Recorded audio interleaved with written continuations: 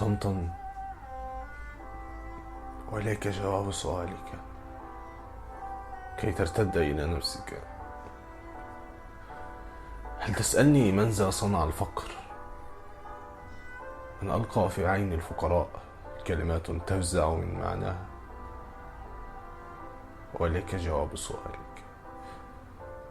الظلم. هل تسألني من ذا صنع القيد الملعون؟ وإليك جواب سؤالك. الظلم. هل تسألني من ذا صنع الاستعباد؟ وإليك جواب سؤالك. الظلم.